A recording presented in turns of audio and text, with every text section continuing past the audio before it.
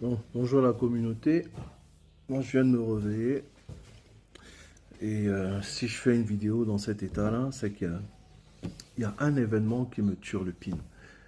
Et la montée en flèche de ces informations-là m'inquiète aussi. Donc, je ne sais pas si vous êtes à l'affût de l'information, mais je vous laisse cette vidéo quelques minutes, quelques secondes plutôt. Et puis, je reviens vous expliquer un truc.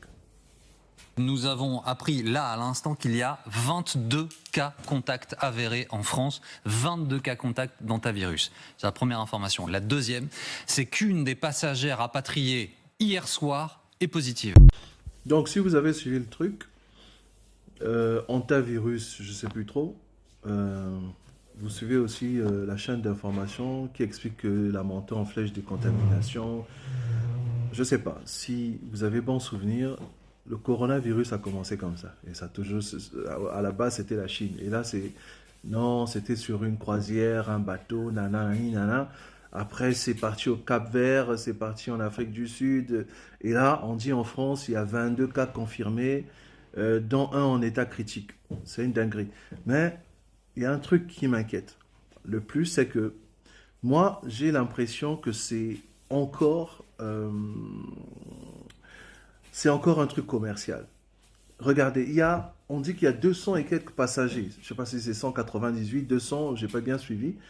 Mais il y a plusieurs passagers dans ce bateau de croisière, mais il n'y a qu'une seule personne qui a son téléphone et qui arrive à publier. Donc, toutes les autres personnes qui sont dans le bateau n'ont pas de téléphone.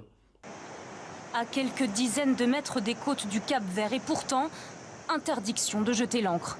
Les autorités locales refusent que les passagers et l'équipage de ce bateau de croisière débarquent, alors même qu'un virus respiratoire menace de se répandre. Déjà 3 décès et 3 personnes gravement malades. Difficile de joindre quiconque à bord. Confiné dans sa cabine, ce passager est le seul à partager sa détresse. Il y a beaucoup d'incertitudes. C'est ça le plus difficile.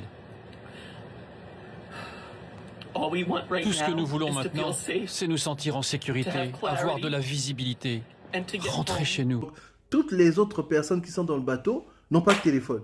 Et ils sont injoignables, ils sont tous déchargés. Mais c'est une dinguerie de faire comme ça.